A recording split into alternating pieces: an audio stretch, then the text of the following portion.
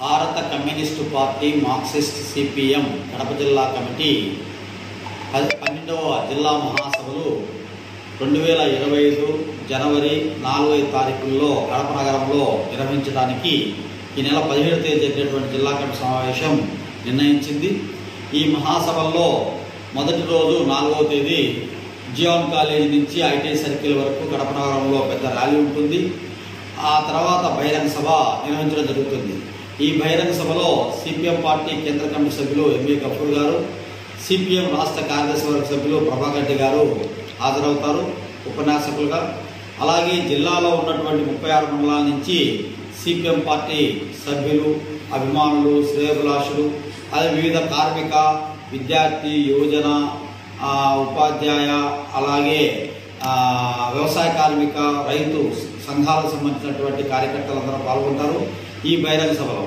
ఈ బహిరంగ సభ అయిన తర్వాత రెండో రోజు 5వ తేదీన జిల్లా మహాసభ ప్రతినిధుల సభ జరుగుతుంది. ఈ సభలో జిల్లా సమగ్రాభివృద్ధిపైన పెద్ద ఎత్తున చర్చలు జరుగుతాయి, ప్రాంతాల వారీగా, రంగాల వారీగా. ఆ చర్చల్లో ఈ జిల్లా భవిష్యత్ 3 సంవత్సరాలు చేయాల్సినటువంటి ప్రజా సమస్యలపైన ఉద్యమాల పోరాటాలు రూపకల్పన చేసి ప్రణాళికాబద్ధంగా ఉద్యమాల పోరాటాలు నిర్వహించడం జరుగుతుంది.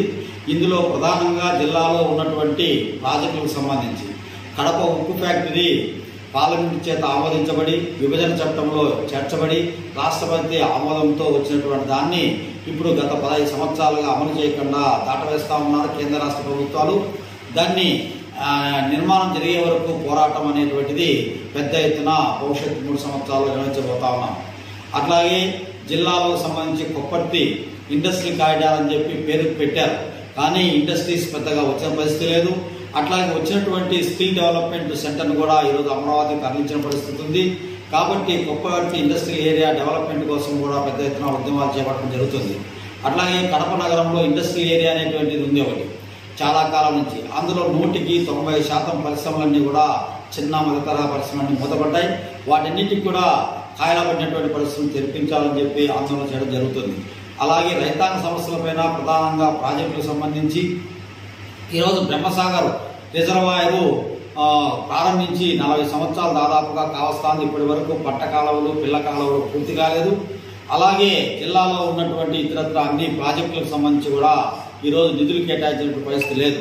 అట్లాగే బ్రహ్మసాగర్ రిజర్వాయరు ప్రధాన కట్ట లీకేజీలతో ఈరోజు ఇబ్బంది పడుతున్నటువంటి పరిస్థితి ఉంది. వెంటనే కాంక్రీట్ వాళ్ళు నిర్మించకపోతే అన్నమయ్య ప్రాజెక్టు పరిస్థితుల్లోనే బ్రహ్మసాగర్ ప్రాజెక్టుగా అయ్యే పరిస్థితి ఉంది.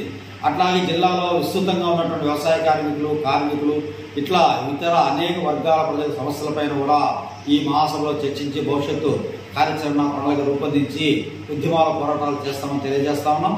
జి చంద్రశేఖర్, సిపిఎం జిల్లా కార్యదర్శి, కడప. రైట్.